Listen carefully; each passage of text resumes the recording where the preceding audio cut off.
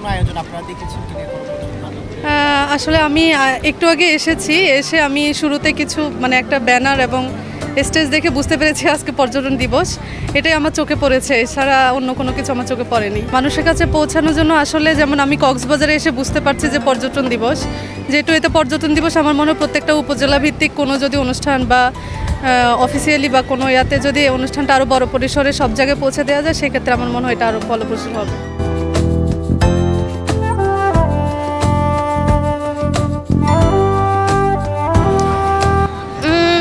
যাবৎ কয়েক বছর ধরে আসা হচ্ছে, এখনও যেরকম ডিসেম্বর মাসে বা জানুয়ারি মাসে আসা হয়, কিন্তু এই যে পর্যটন দিবসটা ওদিন আসা না, কিন্তু আমাদের এবারকে আশা পড়েছে, খুবই ভালো লাগছে।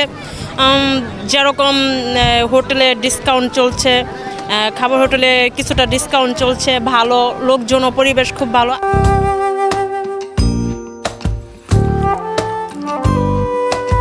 যে কক্সবাজার যে ব্যবস্থাপনা আমরা যারা ট্যুরিস্ট হিসাবে এখানে আসি, ট্যুরিস্টের ব্যবস্থাপনাটা আরেকটু উন্নত মানের করতে হবে, বিশেষ করে সিকিউরিটি সেফটি।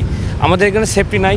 দ্বিতীয়ত হচ্ছে যে সিন্ডিকেট হোটেল, খাবার হোটেল, আপনার রেসিডেন্সিয়াল হোটেল, এগুলো।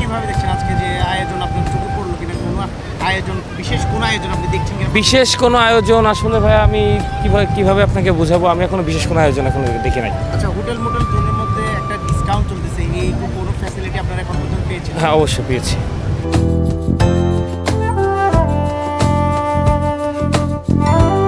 এটা আমাদের প্রতিবারে আসা পড়ে, যতবারে আসি এই কক্সবাজারে মানে মন ভরে না।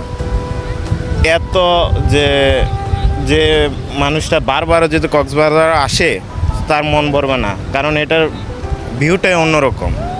আচ্ছা, পর্যটন দিবস উপলক্ষে বিশেষ যে ছাড় চলতে বিভিন্ন হোটেল ও রেস্টুরেন্ট, আপনারা এখন পর্যন্ত কোনো ছাড় পেয়েছেন কিনা বিষয়ে জানেন কিনা? যে এটা আমাদের কোম্পানি থেকে তো নেওয়া হয়েছে হোটেলে, ওইখানে ছাড় দিছে নাকি।